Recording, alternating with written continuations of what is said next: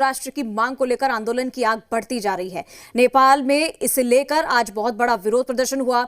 हिंदू राष्ट्र की मांग को लेकर लोग सड़कों पर उतर आए और ऐलान किया कि जब तक नेपाल हिंदू राष्ट्र घोषित नहीं हो जाता आंदोलन जारी रहेगा। देखिए नेपाल से जी मीडिया की एक्सक्लूसिव ग्राउंड रिपोर्ट।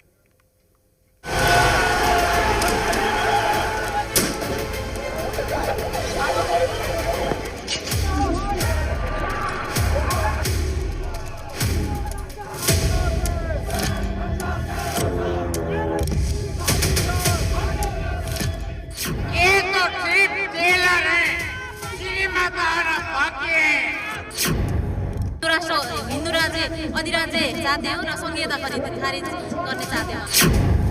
हिंदू राष्ट्र चाहिए नेपाल में यहाँ क्रिश्चियन नीति का बढ़ावा हो गया है। नेपाल के लिए, भारत के लिए ये बहुत डेंजर इलाका हो गया है। हमारे देश में अभी जो है गणतंत्र बोलता है, लेकिन लूट तंत्र चल रहा है अभी। जब तक नेपाल में राज संस्था और हिंदू राष्ट्र स्थापना नहीं होगा, हमारा आंदोलन जारी होगा। हिंदू राष्ट्र की क्रांति, लोकतंत्र पर राजशाही भारी, करप्शन फ्री सरकार की मांग, नेपाल में नए आंदोलन की आग, हिंदू राष्ट्र की अलगार, नेपाल में सेकेंड चैप्टर स्टार्ट। नेपाल में लोकतंत्र वर्सेस हिंदू राष्ट्र का सेकेंड चैप्टर स्टार्ट हो गया है। हिंदू राष्ट्र के लिए सबसे बड़े आंदोलन का आगाज हो गया है। काठमांडू के बल्खू में बड़े पैमाने पर प्रदर्शनकारी सड़कों पर उतर आए, जहां राजशाही और हिंदू राष्ट्र की मांग उठी।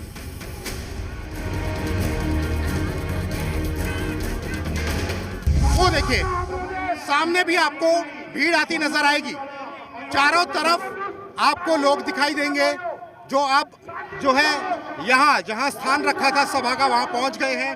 हर तरफ से लोग आ रहे हैं और एक ही मांग है कि यहाँ पर जो है हिंदू राष्ट्र बने। नेपाल में ये मार्च राष्ट्रीय प्रजातंत्र पार्टी के नेतृत्व में काठमांडू के बाल्खू इलाके में निकाला गया था, लेकिन इस बार काठमांडू की सड़कों पर सुरक्षा के बेहद सख्त इंतजाम किए गए थे। तस्वीरें हम दिखा रहे हैं, हम पुलिस की भी तस्वीरें आपको दिखा देते हैं। बार बार हम एक तस्वीर की तरफ इशारा कर रहे हैं कि यहाँ पर हर जगह से जो है वो आपको आवाज़ आ रही है कि यहाँ पर जो है शासन बदलना चाहिए। उसके लिए अगर किसी तरह की कोई वायलेंस होती है तो उसके लिए पुलिस यहाँ तैयार है।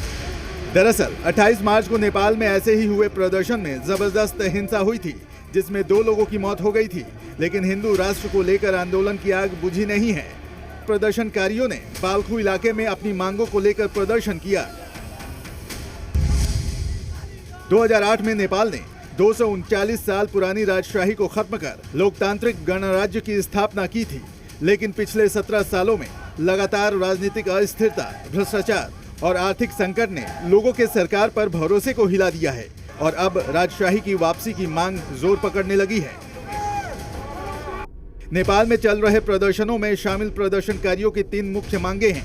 पहली ये कि नेपाल को फिर से हिंदू राष्ट्र घोषित किया जाए। 2007 में संविधान के तहत नेपाल को धर्मनिरपेक्ष देश बनाया गया था, जिसे वे अपनी सांस्कृतिक पहचान पर हमला मानते हैं। दूसरी मांग ये कि 2008 में खत्म हुई राजशाही फिर से स्थापित की जाए, जिससे कि राजनीतिक स्थिरता मिल सके। और तीसरी मांग ये है कि नेपाल में भ्रष्टाचार का अंत हो। दरअसल राष्ट्रीय प्रजातंत्र पार्टी के नेतृत्व में राजशाही समर्थक मानते हैं कि पूर्व राजा ज्ञानेंद्र देश को स्थिरता और सांस्कृतिक पहचान लौटा सकते हैं। लिहाजा नेपाल की सड़कों पर एक बार फिर आंदोलन की आग जोर पकड़ रही है।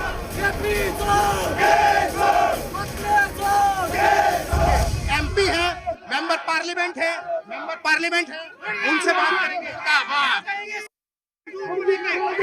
इकट्ठे हो गए हैं, बड़ी तादाद में यहाँ पर लोग हैं। एक तो सिर्फ टेलर है, सिनेमा का आना बाकी है। यहाँ पर देखिए अपने जो आरपीपी के एमपीस हैं वो भी आना शुरू हो गए हैं। भीड़ जुट रही है लगातार। जो numbers are swelling every hour. जहां एक तरफ प्रदर्शनकारी लगातार आक्रामक होते जा रहे हैं, तो अब सरकार ने भी सख्ती दिखाई है।